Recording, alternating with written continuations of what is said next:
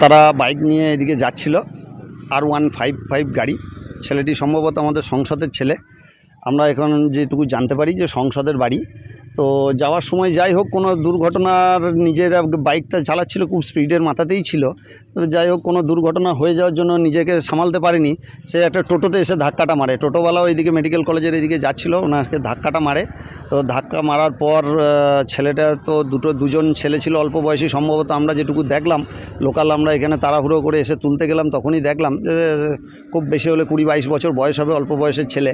তো দুজনেই, একজন হেলমেট পরেছিল, তো হেলমেট পরে থাকাকালীনও তার হেলমেট চিরে একদম চ্যাপটা হয়ে মাথায় লেগে গেছে। আর একজনকে যে ছিল পেছনে বসে তারও তাই। খুব আমরা তো এখনই যা আমরা হসপিটাল নিয়ে যেতে যেতে যেটুকুই বুঝলাম যে বাঁচার সম্ভাবনা খুবই কম। তার মাথার ঘিলু পর্যন্ত একদম বেরিয়ে গেছে, ডান দিকের একটু গর্ত হয়ে একদম ঘিলু পর্যন্ত বেরিয়ে গেছে। তো খুব মর্মান্তিক ঘটনা, অল্প বয়স্ক ছেলে। আমাদের এখানে এই অ্যাক্সিডেন্টটা হয়েছে এবং এই ফাঁকা রাস্তা, হাইওয়ের ধারের রাস্তা, আমাদের এখানে গ্রামের ঢোকার মুখেই। তো আমরা এখানে একটা বাম্পারের জন্য যদি খুব প্রায় দিনই হামেশাই এখানে একটা অ্যাক্সিডেন্ট হয়েই থাকে। তো মুলুক ঢোকার আগে যেহেতু রাস্তা, আমরা তো প্রশাসনকে এটা আবেদন করব যে এখানে ঢোকার আগে, গ্রাম ঢোকার মুখে যেন অবশ্যই একটা দুটো বাম্পারের জায়গা যদি ব্যবস্থা করে, বাম্পারের ব্যবস্থা করে, তাহলে হয়তো ভয়াবহ এরকম অ্যাক্সিডেন্ট হবে না। তো এইটা আজকে প্রথম নয়, এই নিয়ে বেশ কয়েকবারই এখানে অ্যাক্সিডেন্ট হলো। তো সেটা একটা ঊর্ধ্বতন প্রশাসনের কাছে আমরা আবেদন জানাবো যে এখানে একটা বাম্পারের ব্যবস্থা করার মতো, তাহলে গ্রামের লোক এবং যারা এদিকে যাতায়াত করে তারাও একটু সুবিধা হবে, এরকম ভয়াবহ ডেলি অ্যাক্সিডেন্টটা হবে না। বাড়ি করে বাড়ি করে জানতে পারলে? বাড়ি বলছে সংসার, মানে একজন মারা গেছে। কজন ছিল? দুজন, নয় দুজন। সংসারী বাড়ি। এই ছেলেটা কদিন আগে এসেছে, এই 10 দিন আগে বলছে একটু মাঠে কান্দিয়া ফেললো।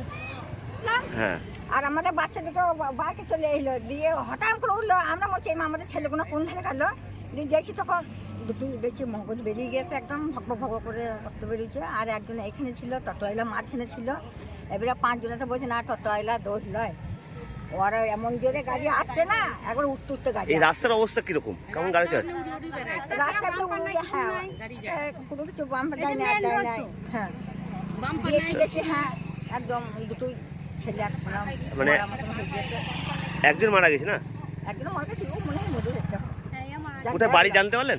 কোথায় বাড়ি? হ্যাঁ সংসার বাড়ি। সংসার বাড়ি। মা এসেছিল, আমার মাকে বলে না তোমার ছেলে বেঁচে আছে, এমনি আমার সব বললাম, বুঝিয়ে দিয়ে মেডিকেল।